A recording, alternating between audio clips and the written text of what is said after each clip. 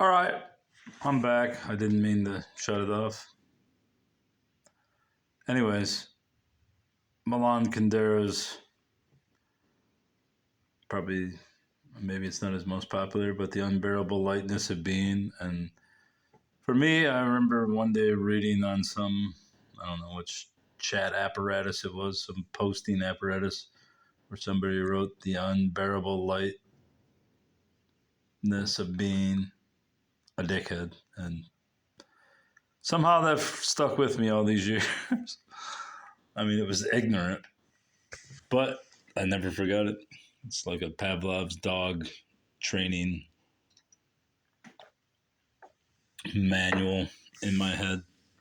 Anyway, I don't know anything about this guy besides that book, The Unbearable Lightness of Being a Dickhead. And this looks like a huge aspirin. But I picked up 4 of his books at the Value World because they were a quarter a piece. You got Slowness, which I don't know if this dress is supposed to be a pumpkin, but it looks like that one. Immortality, and the Book of Laughter and Forgetting. I know nothing of this guy. I have no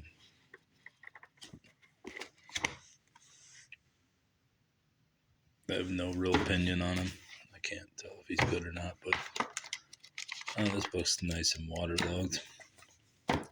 But if I can sell these books for like $12, $13, I will do it. I got a receipt here.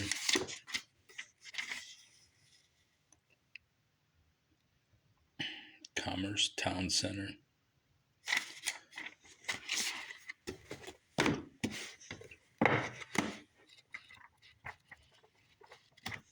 Yeah, so there's that. American Chillers, number 9, I think that says. Iron Insects Invade Indiana. Obviously, this is another 25-cent book. And if I get enough 25-cent copies of these, I'll sell them in a bundle on Feebay and make some cash. Sir Gawain and the Green Knight. A new translation by W.S. Merwin. The cover alone was enough to sell me on it. Can't say I really know what that book's about, but I've heard it. Merlin. Don't know anything about the Legend of Merlin. Maybe I'll read this. Maybe I won't. Correcting the Cults. Expert responses to their scripture twisting. Norman Geisler and Ron Rhodes. Obviously it has marginalia, underlining, notation, etc. But I don't care. And now I'm going to have a sneezing attack.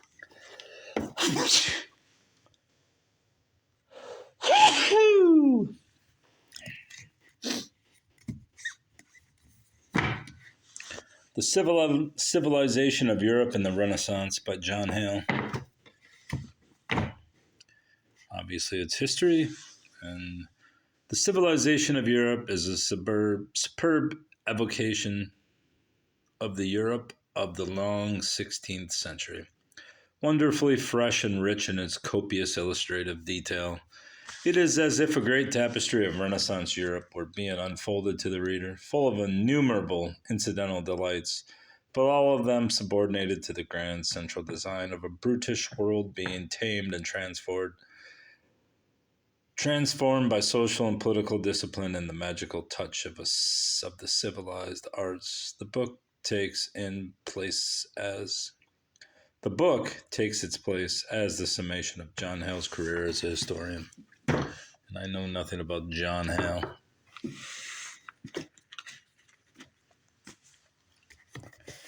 Angels, Satan, and Demons. Invisible Beings That Inhabit the Spiritual World by Robert Leitner. I will always collect these kind of books because why not? Look at this guy. Angels are appearing and disappearing everywhere these days, observed Robert Leitner.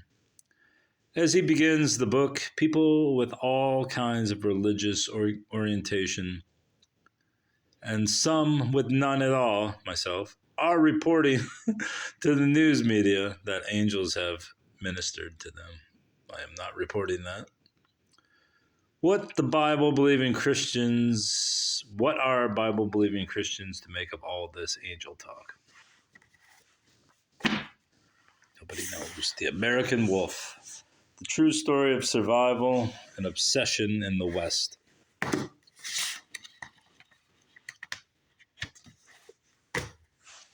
Before man ruled the earth, there were wolves. Once abundant in North America, these majestic creatures were hunted to near extinction in the lower 48 states by the 1920s.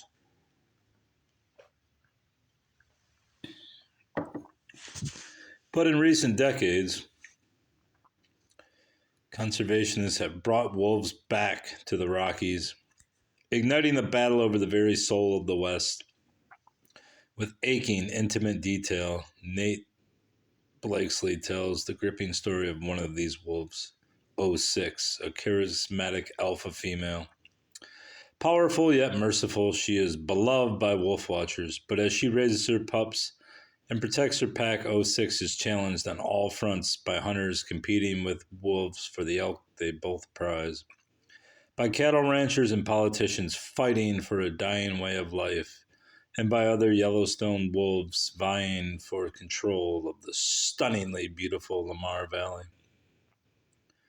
These forces collide in American Wolf, a riveting, multi-generational saga of hardship and triumph that tells a larger story about the ongoing cultural clash in the West. Doubt that book's worth much, but I will collect wolf books along with owl books and big cat books and cats and some dog books. The Power of Now, A Guide to Spiritual Enlightenment by Eckhart Tolle. Tolle, I believe his name is pronounced. You've all seen this guy on Oprah and all those shows. She used to be a big seller on eBay, and I used to bundle it with, what is it? Is this The Power of Now? What's the other one? The Something Earth. What's it called? Let's see in here. A New Earth. I believe it's A New Earth. I used to bunch these up and sell them for $10, $12 back in the day when you could ship books for relatively cheap. At this point, it's become basically a book costs $4 or $5 to ship, and it's almost becoming pointless to sell online unless the book's worth $15. But anytime I can buy a book for 50 cents and sell it for $5, I shall and will and do. And that's going to wrap up this second part of the botched book. What do you call this? A review? This ain't a review. Book hoarding expedition.